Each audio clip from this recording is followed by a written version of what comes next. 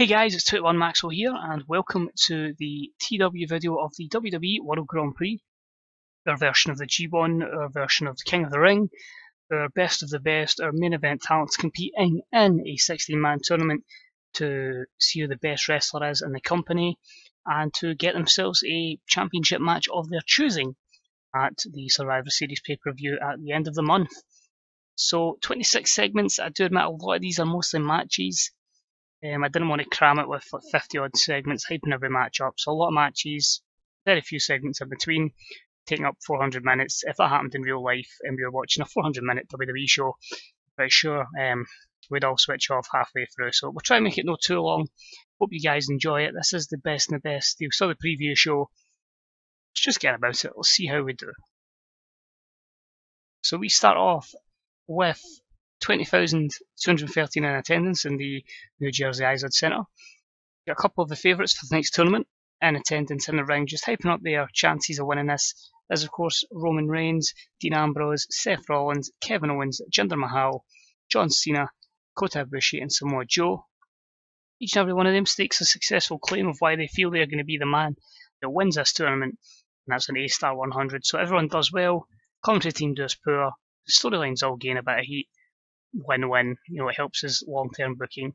They all do so well. So we start off with the first of our matches that are in the first round. It's about that had superb wrestling and great heat. And it saw Drew McIntyre take his place in the second round by defeating Shane Strickland in 18 minutes and 12. Scott drop following a distraction from The Miz. This match got the crowd hotter. Two good performances there, an 89 from Drew. Storyline advances, but only a B81, which is quite disappointing. The reason for that just being for inconsistency. These two just wrestled on SmackDown recently and got an A, so I was kind of hoping that would replicate the good opener here. But it is what it is, and Drew McIntyre is in to the second round. Returning the favour in an exceptional matchup, Sami Zayn defeated The Miz in 13:42 by pinfall after a distraction from Shane Strickland. So obviously Strickland gets his revenge, a B-73 here, The Miz win 82, Sami win 88. Storyline advances but loses heat. This was a storytelling matchup. This was also capped because it was only 13 minutes. We can't have every match going 20 minutes, so some matches that would normally deliver a B plus or an A are going to be delivering a B minus here. So Sami Zayn advances to the second round while The Miz is out. Due to this though, he decides to chase Shane Strickland to the back, but Strickland has already got himself a cab ready and waiting. He's off to hit the town. The Miz is left absolutely fuming. These two will do battle again at Survivor Series, an A90 rated segment though, as we look to build a superstar in Shane Strickland. Next up, an exceptional matchup that saw Jinder Mahal defeat Austin Aries in 12:41 by submission. B82. Obviously negative because of the lack of storyline between them, but both guys with a great performance. A 92 for Austin, a 93 for Jinder Mahal. There was a lack of psychology between both wrestlers. It makes you think if they had psychology, if they had a storyline, this would be looking at a high A matchup. So Jinder Mahal into round 2. And after the matchup, Austin Aries is in the ring. He's getting up, and Rusev, who wasn't in the tournament, who's obviously wanting his US title back, decides to come down and beat the crap out of Austin Aries and put him in the accolade. So A90, Rusev came across well, the storyline advances, all good. Next up we had an exceptional matchup that saw Roman Reigns defeat Kevin Owens in 18:27 by pinfall. 95 for Roman Reigns and 93 for Kevin Owens. Just a B79 though, of course this one, lack of hot associated storyline. Roman gets the victory though, they would deliver an A-star match 100% if there was a storyline, but for the purposes of tournament, as I say, Roman wins. Next up we have a little intermission and we have a fatal 4-way elimination tag match, and it was about to have great wrestling and a decent reaction from the crowd that saw DIY defeat the New Day, the Revival and the Young Bucks in 14:12. The Revival went first, then the New Day, then the Young Bucks, a B-76, some very, very good ratings in there. Pity the matchup, only got a B-, but yeah, happy with that. A few inconsistencies, a short match considering the amount of teams in it, but just showcasing the tag team division, and neither tag champ was in that. Back to the tournament though, an exceptional matchup saw Samoa Joe defeat Kota Ibushi in 24-27 by submission, the Kikuina Clutch, and A-Star 96. This was a storyline between it. These two, Ibushi went 94, Joe went 95, storyline advances, both guys gaining skill set points there, and as I said, just a perfect match in the middle of the card. Makes Joe look strong as the champion, Ibushi pushing him to the limit as always. Next up was a sensational matchup between Seth Rollins and Baron Corbin with a lot of fantastic heat, but it was one with a roll-up. B82, 94 for Seth and 96 for Baron Corbin. Good chemistry between these two. The Lone Wolf loses a matchup. It was short again, hence only a B82 rating. Of course, you have to get a certain length of match to get it to a higher rating. But it's a tournament, we don't want to exhaust our guys too much. So Seth into the second round. And then the same again, 14-28, the win, an exceptional matchup. Daniel Bryan over Randy Orton with cattle mutilation. B82, Bryan went 92 to Orton's 89. No skill improvements. And yeah, just a short match length again. But Daniel Bryan into the second round. John Cena cuts a promo, an A90 promo, basically saying, you know, he's running out of chances. He's going to show he is still one of the best around here. He's going to beat everyone. And then he's going to become the greatest of all time, winning that 17th championship, or as I say, all the people, because never give up, etc. But Hibs' hopes were dashed when an exceptional matchup. Dean Ambrose defeated John Cena in 14:33 by pinfall using the ropes for leverage. B79, Cena went 80, Ambrose went 96. No worker improvements there, and of course the short match and the lack of storyline results in a poor rating, but overall, end of the first round, Ambrose goes through, Cena. Better luck next time. We have a showcase of our women's division. There was a decent matchup that saw the team of Charlotte, Becky Lynch, Mia Yim, Paige and AJ Lee defeat the team of Dana Brooke, Kelly and English, Nicole Matthews and Abby Laith, Sisterhood, and Alexa Bliss in 15:51 when Charlotte defeated Abby Laith with the figure 4. In terms of in-ring work, of course, the one and only Dana Brooke was head and shoulders above everyone else. No realism in that. Good performances though. Paige with 76, Mia with 75, Charlotte in there with 72, Dana Brooke with 87. Yeah, Dana Brooke's over. That's for sure. So a good match up there. It was a storytelling match. For some reason I put 2 of them in this show. If maybe I took that away, maybe looking at a B+ there. But as I say, if we ever get a match down the line, Dana Brooke versus Charlotte or someone, it's going to draw. And it's going to do really, really well. Drew McIntyre then cuts a promo against Sami Zayn. He says not only is he going to eliminate him from this tournament, but he's also going to take his Intercontinental Championship and then become the first dual champion since Jinder Mahal pretty recently. It's just really Drew bigging himself up, just say he's going to be Scotland's first world champion, and he's going to be the man that has that and the IC title. So 889, he's improving greatly. And their matchup was a B+88. Drew wins against Sami in 1925 using the ropes for leverage, being a cheat. Drew went 91, Sami went 93. The storyline advances, negatives here, just a short match length. If we were maybe giving them over 20 minutes at another pay-per-view, but overall very, very happy with that. As Drew advances to the semi-finals. We would have saw that a couple of months ago. And about that had sensational wrestling and fantastic heat. Roman Reigns defeated Jinder Mahal in 1843 by pinfall, so he's defeated the champ in a non-title match. This guy in A91, there was the lack of psychology, which with a guy getting a 97 and a 94, if this matchup had psychology, we could be looking at a 5-star A100 match between these two. Scary stuff. But Roman wins and he will take on, I believe, Drew McIntyre in the semi-finals. Next up, we had an exceptional matchup that saw Seth Rollins defeat Samoa Joe in 17:40 with a quick roll-up. So a shock here. The champion is out. He loses, so both champs out in the second round, losing in B82 matchup there. Joe went 95, Seth went 91, so good performances there. The lack of storyline again, negative here, but it's like the G1, not everybody's interlinked, so the matches won't have storyline behind them. So Seth Rollins is into the semis, and he will take on the lunatic fringe Dean Ambrose. He wins an exceptional matchup. in 1541 by attacking Daniel Bryan with a foreign object.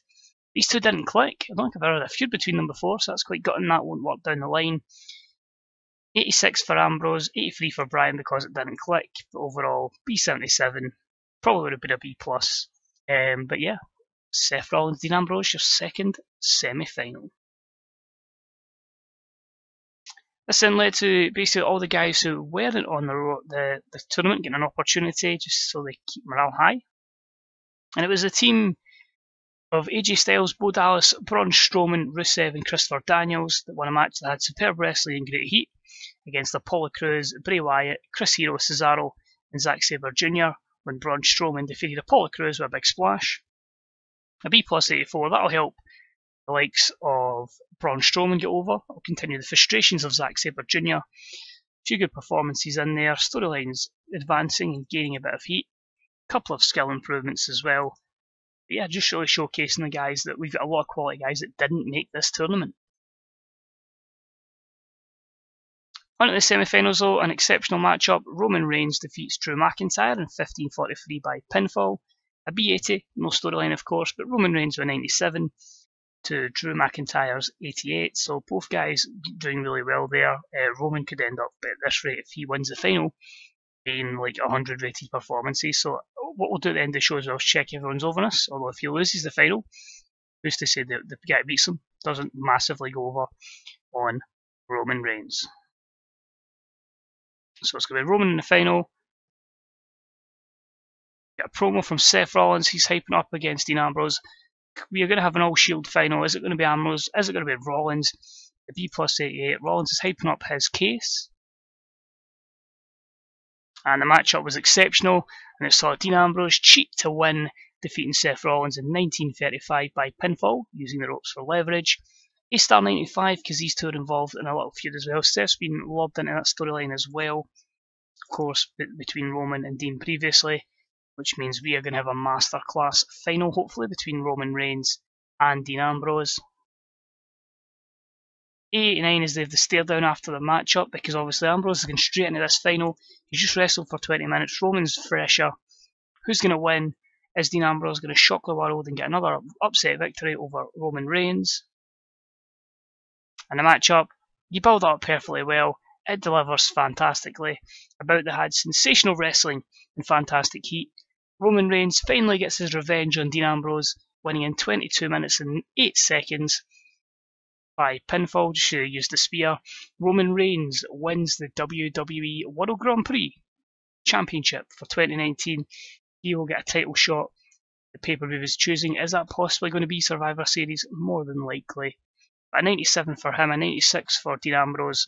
The feud has a lot of heat behind it. This ain't the last between these two. And that's an A-star 100 match there. Fantastic. And that's with Corey Graves negative and an inconsistency for Roman Reigns. And we finish the show. Roman celebrating to an A93. And how will that let us go? So Roman is the top guy. And we get an A-star 96. Roman Reigns was slightly overused. He's the main eventer, but we did pretty much give him over an hour worth of the show. Probably even more than that, actually. Maybe even an hour and a half, 2 hours. But the show increased their popularity in 45 regions. It makes you wonder as well if the Reigns-Drew match was a bit better and Ambrose and Bryan was switched around. Would we possibly hit our first 100 show? And maybe it was the fact that Roman Reigns was slightly overused, maybe a reason why we didn't get the A-star 100 match. But the show was fantastic. It's been a while since we've had a great show like that.